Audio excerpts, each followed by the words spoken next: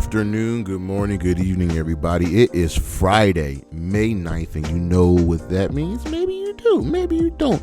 But it is time for the High Risk Wrestling Podcast. I am your host, Jeremy Pierce. Check out the socials, Charismatic Creations on Facebook and YouTube, Charismatic_Creations52 on Instagram, and of course the 215 on Twitter. Also, I'm on TikTok, Charismatic_Creations52. I'm not here to ruin wrestling, but I'm here to see how the WWE can ruin another premium live event by putting on only 5 matches. But today we are going to preview the Backlash 2025 pay-per-view that is going down in St. Louis, Missouri. So you know who's main eventing of that show. We're going to get into it, but for now, you know what's next. So just go on and hit my music.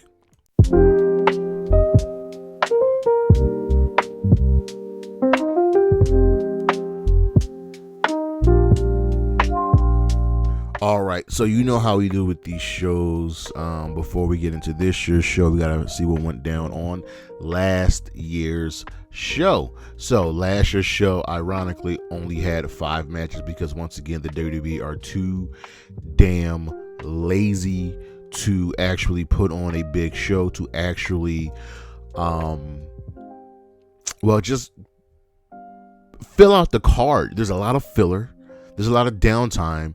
And it sucks. It genuinely sucks that I'm getting the same amount of matches on a pay-per-view that I'm getting on a Raw or a SmackDown, and that's unfathomable. That is so disrespectful to the paying audience. But let's look at last year's show.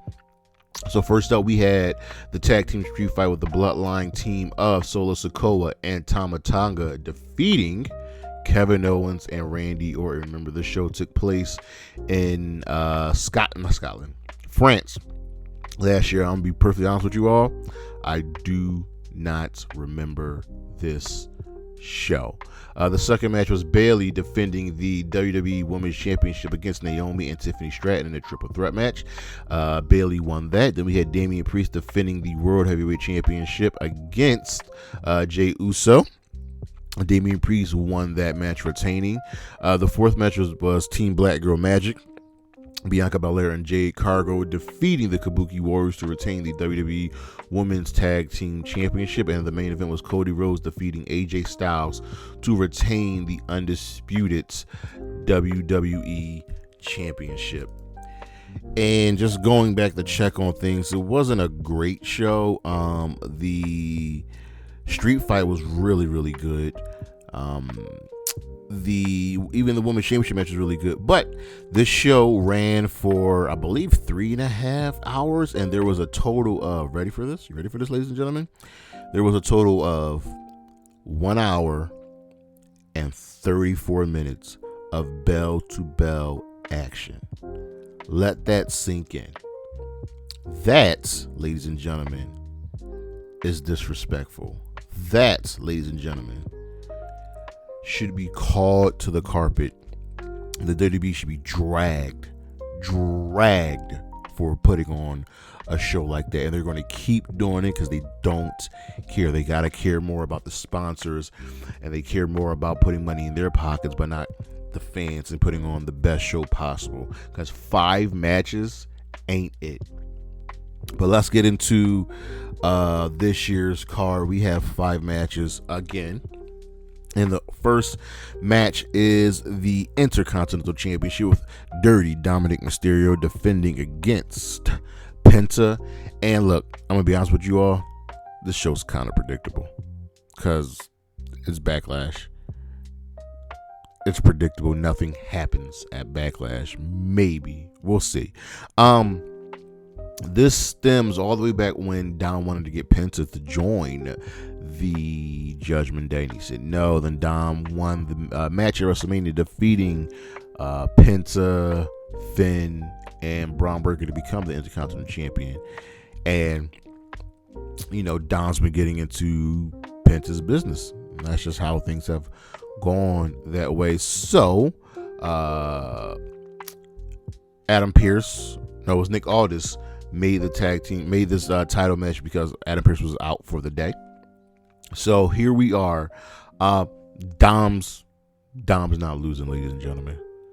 He just isn't. He just got this championship at WrestleMania, and usually if somebody wins the championship at WrestleMania, they're going to hold on to it for a good long while, at least up until SummerSlam. That's kind of how things just go. So look, even though this match is predictable, even though Dirty Dominik Mysterio is winning this match, Penta's going to make him look like $1 million. He's going to beat the holy hell out of Dominik. It's really, really that simple. And Dom's got to find a way to survive. Clearly, the Judgment are going to get involved. There's even going to be a point where it may look like Finn might have cost Dom the championship. That's all I'm saying. This match is pretty much going to be used to move stories ahead. If you've been paying attention to Raw, you can see that some things aren't quite adding up. Finn's clearly getting the cold shoulder from the rest of the group, even from one of his closest friends in JD. So it's going to be interesting to see who gets involved here and who helps Dom win the match. Next up, we have the Fatal 4-Way match for the United States Championship with Jacob Fatu defending against LA Knight, Damian Priest, and Drew McIntyre. And look.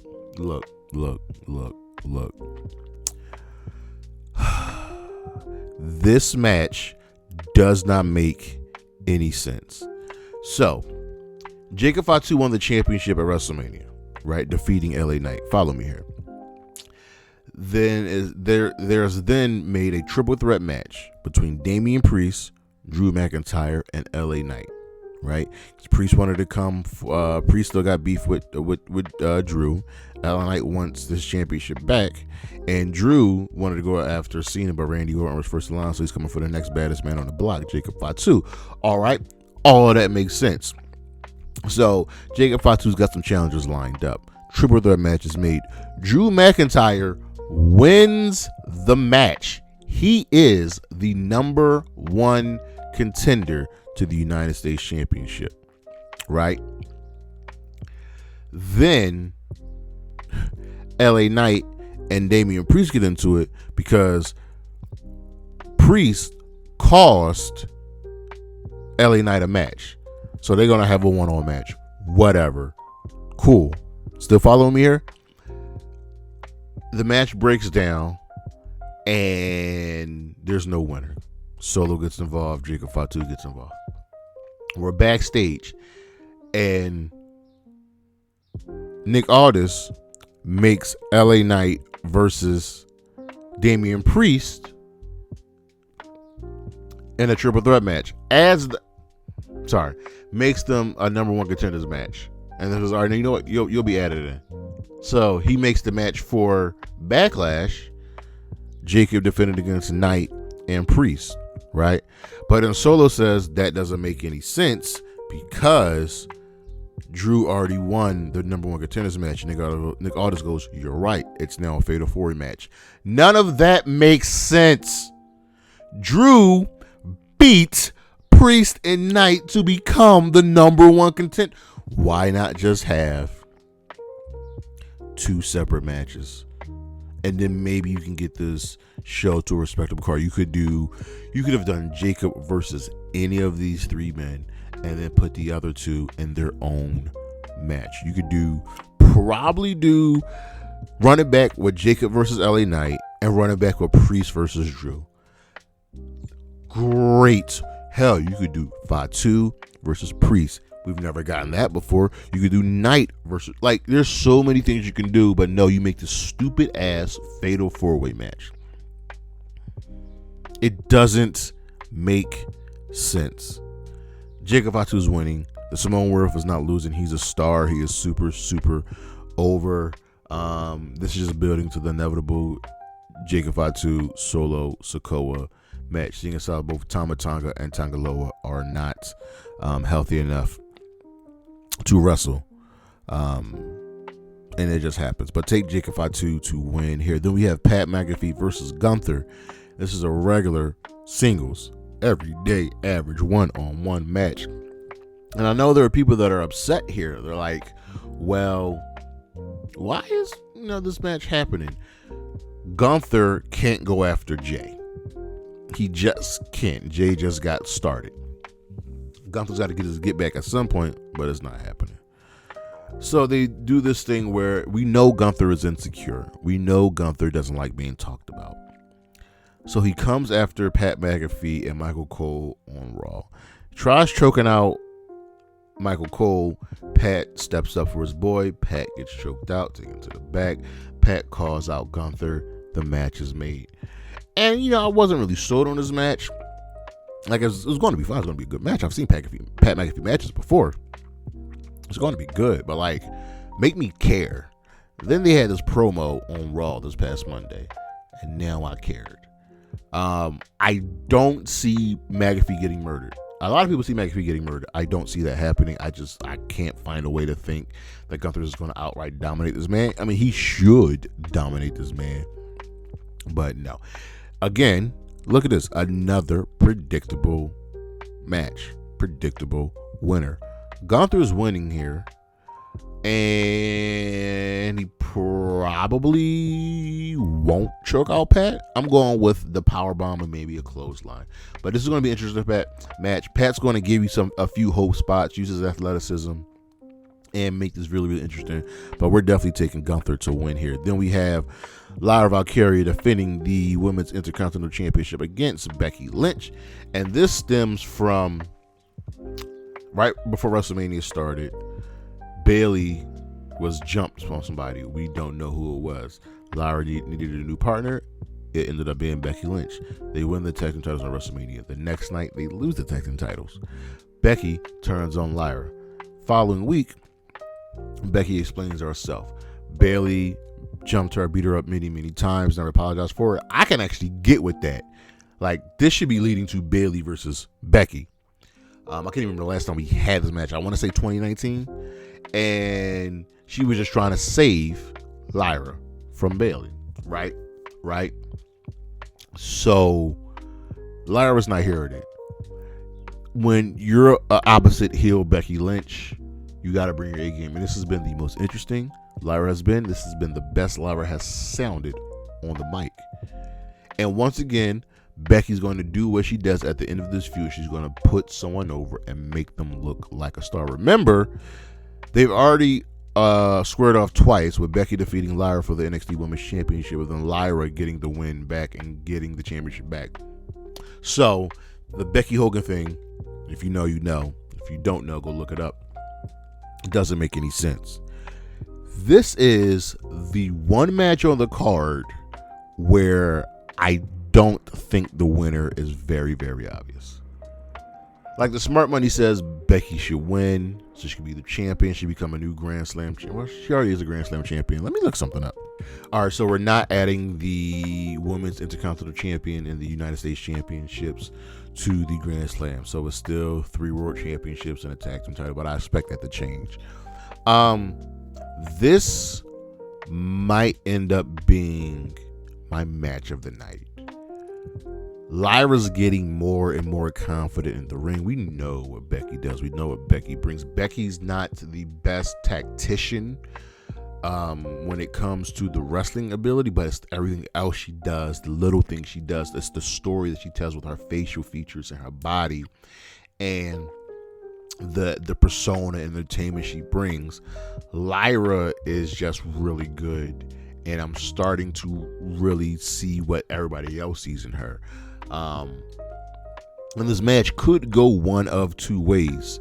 Either A, Becky wins, takes out Lyra, and we proceed forward, Becky facing people, and then possibly facing either Lyra or Bayley again. Or Lyra wins, retains, and Becky keeps crashing out. Now, which one do you like? Which one do you prefer? I'm actually going to take Lyra to win here because she's gotten the best of Becky these last couple of weeks. Let it keep going. This feud is ultimately to establish the Women's Intercontinental Championship. Just pump it up just a little bit more. And lastly, our main event, the possible main event. It's probably the main event. John Cena defending the Undisputed WWE Championship against Randy Orton in his hometown. And ladies and gentlemen, this is now being sold as the last time ever. One last time. John Cena, Randy Orton. And I wish this match had a stipulation, because the regular one-on-one matches honestly aren't that great. They're just not. Their stipulation matches are fantastic. And once again, this is very, very predictable. John Cena is going to win, and he's going to retain. But it's everything in between leading up to him retaining. Randy Orton said on SmackDown, he's bringing back the Legend Killer. He's bringing back the Punt Kid. Cena's a legend. He needs to go down. Cena wants to ruin professional wrestling for everybody and walk off into the sunset with his championship. Randy Orton is the first man to step up, and he and his longtime rival, well, it's about time they do it one last time. This is going to be a very, very fun match. It's going to be plotting at times, but ultimately, it's going to be good. It's going to be entertaining. You're going to see two dudes that know each other so well put on one last match. And it's going to be great seeing Cena play the heel. Because for the longest time during their careers, Cena was the good guy and Randy was the bad guy. And it's good to see the roles reversed. But take John Cena to win here, to retain the Undisputed WWE Championship. So let's go over the card one more time. I'm taking Dominik Mysterio to retain the Intercontinental Championship over Penta. Jacob Fatu to retain the United States Championship over LA Knight, Damian Priest, and Drew McIntyre. I'm taking Pat McAfee to retain. I'm taking Gunther to defeat Pat McAfee. I'm also taking Lyra Valkyria to defeat Becky Lynch, retaining the Women's Intercontinental Championship. I am also taking John Cena to defeat Randy Orton and retain the Undisputed WWE Championship. But that is our show, ladies and gentlemen. Thank you for listening. Thank you for watching. Look on the screen what we got coming up for the rest of the month. Check out that list, the best Backlash matches of the last 10 years. We'll have a little fun with that. But check out the socials, Charismatic Creations on Facebook and YouTube, Charismatic_Creations52 on Instagram, and of course the 215 on Twitter. And as always, Willow Nightingale, Chris Statlander, Anna J, Bailey, Gigi Dolan, and Isla Dawn. Holla at your boy. Peace.